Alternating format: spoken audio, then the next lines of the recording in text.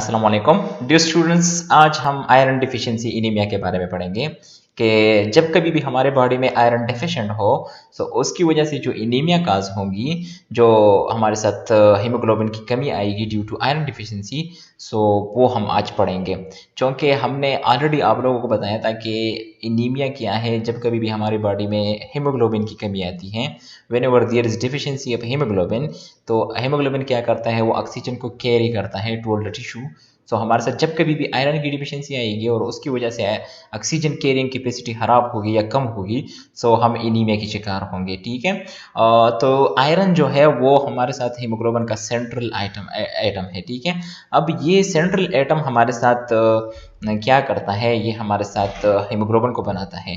सो जब कभी भी हमारे साथ आयरन की कमी आएगी तो हीमोग्लोबिन का स्ट्रक्चर जो होगा हमारे साथ प्रॉपर नहीं होगा, क्योंकि हीमोग्लोबिन हमारे साथ एक प्रोटीन है जिसका सेंट्रल एटम हमारे साथ क्या है, आयरन है। सो जब कभी भी आयरन की कमी होगी, सो हमारे साथ हीमोग्लोबिन के लिए आयरन की कमी होगी, सो हीमोग्लोबिन का प्रॉपर स्ट्रक्चर नहीं बनेगा। सो हमारे साथ आयरन की कमी आएगी और आयरन की कमी की वजह से हमारे साथ हीमोग्लोबिन कम बनेंगे, और हीमोग्लोबिन जब कम होंगे तो हमारे साथ आयरन डिफिशिएंसी एनीमिया होगी, और हमारे साथ oxygen carrying capacity of the haemoglobin वो हमारे साथ डिक्रीज होगी। हमने एक और बात भी आप लोगों को बताई थी कि हमारे साथ हर एक आरबीसी में 300 मिलियन हीमोग्लोबिन होते हैं, जो कि हमारे साथ 1 बिलियन ऑक्सीजन मॉलिक्यूल को कैरी करते हैं। ठीक है। सो हमारे साथ जब कभी भी इनकी तादाद कम होगी तो हमारे साथ एनीमिया काज होगी, और उस एनीमिया को हम आयरन डिफिशिएंसी एनीमिया कहेंगे। सो हम इसको कुछ यूँ डिफाइन करते हैं, जो व्हेनेवर और body does not have enough iron, it will make fewer.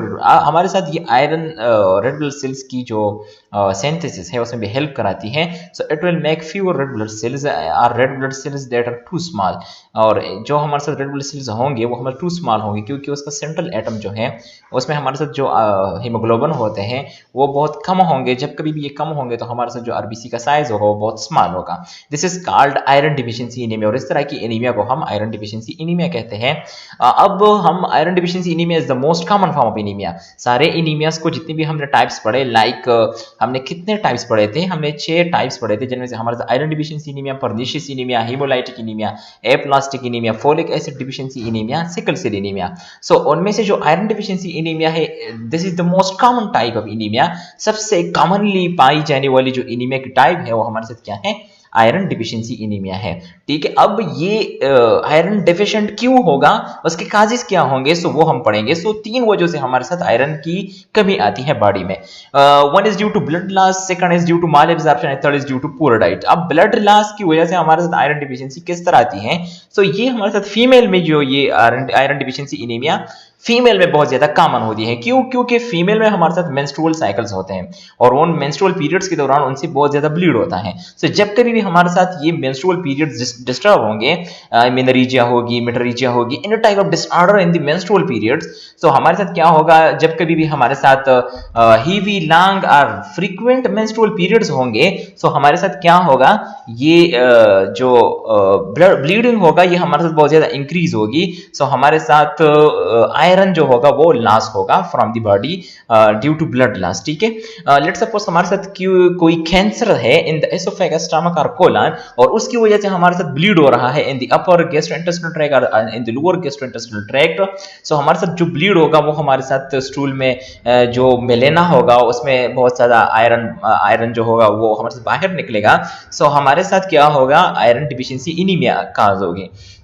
Let's suppose हमारे एसोफेजियल वेरिसेस हैं। एसोफेजियल वेरिसेस जो हमारे साथ एसोफेजियल एरिया है, जो एसोफेगस है, उसमें लेट्स सपोज वेन्स विरिकोज हो गए हैं, वो बहुत ज़्यादा स्वेलअप हो गए हैं, तो उनसे ब्लीड इजीली होगी। सो हमारे साथ जो वेजोडाइलेशन की वजह से जो ब्लीड होगी, जो फ्लूइड लॉस होगा, सो हमारी उसकी वजह से भी हमारे साथ क्या होगी, आयरन डिफिशिएंसी एनीमिया होगी। कुछ ऐसे मेडिसिन है जिसकी वजह से भी हमारे साथ ब्लड लॉस होता है from the body, internal bleeding होती है, एक्सटर्नल ब्लीडिंग होती है। सो हमारे लाइक एस्पिरिन जो कि ब्लड को बहुत ज्यादा थिन बनाता है, सो हमारे साथ ब्लड इजीली लॉस होता है फ्रॉम द बॉडी। या आइबुप्रोफेन हो गए जो कि एनएसएइड्स हैं, आर्थराइटिस मेडिसिन हो गए, फॉर अ लॉन्ग टाइम ये जो यूज करते हैं, सो उनमें भी हमारे साथ क्या होता है, आयरन डिफिशिएंसी एनीमिया इजीली काज होती है। या पेप्टिक अल्सर डिजीज, और peptic ulcer is the combination of 2 types of ulcer, one is gastric ulcer and the other one is duodenal ulcer. अब हमारे साथ ये पेप्टिक अल्सर जो है वो गैस्ट्रिक अल्सर और ड्यूडेनल अल्सर की कॉम्बिनेशन है।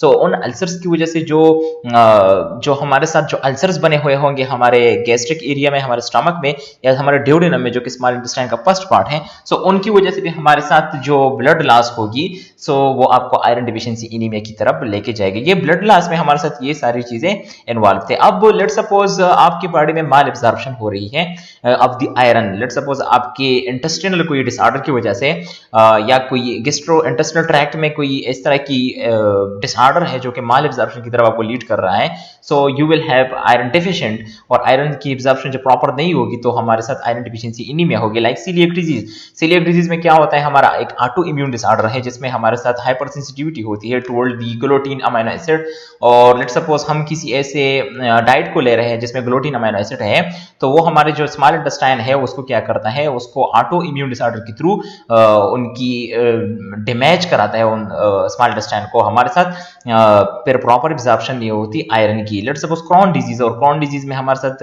एक इन्फ्लेमेटरी बाउल डिजीज है जिसमें हमारे साथ कहीं पर भी हमारे गैस्ट्रोइंटेस्टाइनल ट्रैक्ट में कोई भी इन्फ्लेमेशन हो सकती है।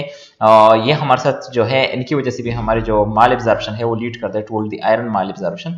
या हम कोई ऐसी डाइट ले रहे हैं जो हमारे साथ क्या है, बहुत ज़्यादा पुअर है इन दी आयरन, और उसमें आयरन बहुत ज़्यादा डिफिशिएंट है, so it can also lead us toward the iron deficiency anaemia. ठीक है, तो ये सारी चीज़ों की वजह से हमारे साथ हमारी बॉडी में आयरन डिफिशिएंसी आ सकती है, और ये it can lead us toward the iron deficiency anaemia, क्योंकि आयरन ही is the central molecule of the haemoglobin. ठीक है, अब इस तरह के पेशेंट के साइन सिम्टम्स क्या होंगे? लेट्स सपोज किसी को आयरन डिफिशिएंसी एनीमिया हो गया है, तो वो किस तरह पहचानेगा कि मुझे आयरन डिफिशिएंसी एनीमिया है? सो फीलिंग वीक और टायर्ड, किसी भी हमारे साथ जो एनीमिया होती है उनमें वीकनेस होती है और टायर्डनेस होती है, क्योंकि प्रॉपर ऑक्सीजनेशन नहीं होती टुवर्ड टिश्यू, रेस्पिरेशन का प्रॉपर प्रोसेस नहीं होगा।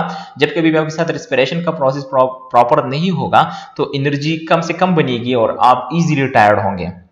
लेट सपोज आप कोई एक्सरसाइज कर रहे हो तो आप इजीली टायर्ड होंगे, हेडेक होता है ऐसे पेशेंट्स में। प्रॉब्लम इज कंसंट्रेशन और थिंकिंग, जो कंसंट्रेशन होगी वो आपकी डिस्टर्ब होगी, थिंकिंग प्रोसेस आपकी डिस्टर्ब होगी, आपके नेल्स जो होंगे वो ब्रिटल्स बन जाएंगे, बहुत ज़्यादा बारीक हो जाएंगे, ब्रिटल होते हैं।